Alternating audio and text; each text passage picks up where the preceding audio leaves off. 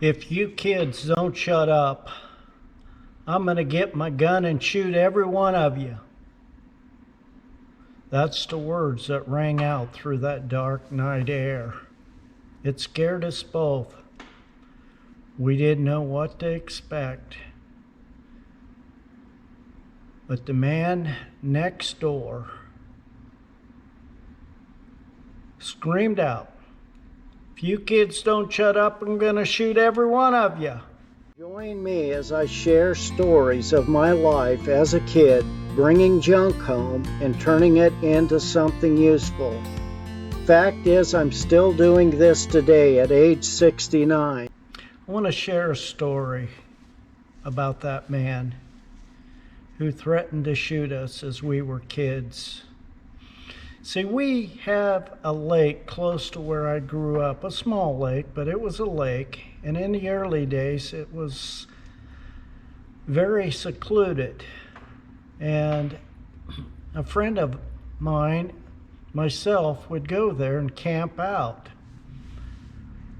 As kids, we had a great time at that lake. We'd drag our tent there, we'd set it up,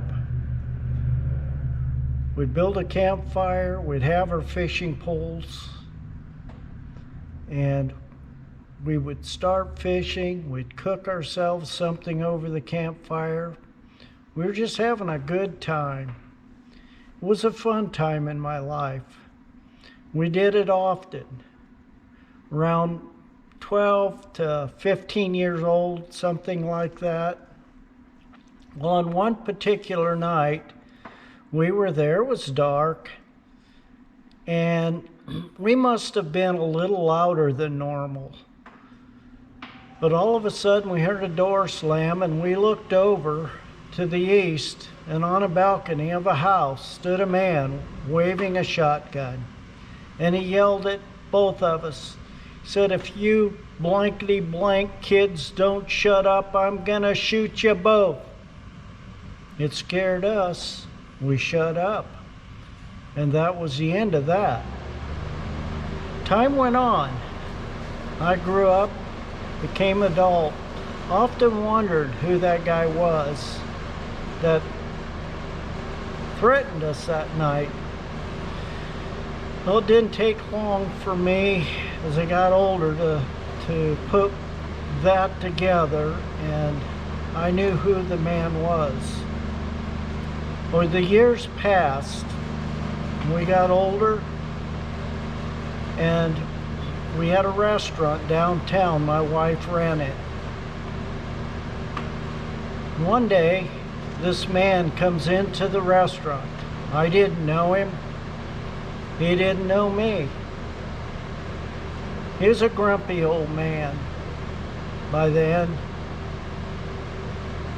But I learned very quickly that what was on the surface wasn't in the heart. We sat down and had a cup of coffee. He looked at me and I looked at him. And I said, "Do you remember who I am, Don?" "No." "Should I?" He says, "You remember years ago, some kids were camping out on Rainbow Lake and it was beside your house? You got mad one day and you came out with a shotgun and you threatened to shoot them? Well, some of us had to work back then." I said, "Do you realize, Don, that was me?" We both chuckled. He was grouchy. He came in about every day. We got to talking. We got to joking around. Fact is, we became good friends. Wasn't long till we were really good friends, and he invited me to go with him to Canada fishing. Another guy.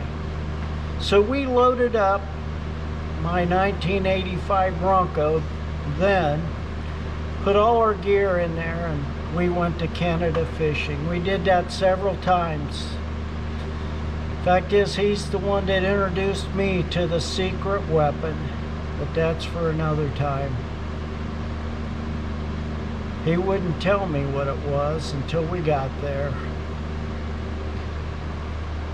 The reason I share this story today with you is just to bring up a point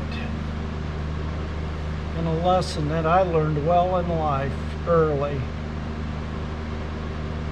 That things aren't always as they appear to be. You judge a person from the outside, but you can't see what's in the inside. The man that I thought was my enemy all those years turned out to be one of my better friends. We did a lot of things together. We laughed and we carried on. We drank coffee, we ate. The rest, Don was a good man, big heart, very self-conscious in his work. And I'm privileged to have known him. I was there when he died. I miss Don. I missed those days, and I missed the fun we had. And I even missed the night that he yelled out across his balcony and threatened to shoot both me and my friend. But we did become good friends. And I'm sharing this to tell you again that it isn't always what it seems to be. Give people a chance, and maybe, just maybe, they may become your friend. I appreciate you listening to me. If you enjoy the things that I share in story and in video, I appreciate you subscribing to my channel. And as I said in the past, can it be fixed? Sure it can. Can you fix it? Yes, you can. In life and in projects. Until the next time.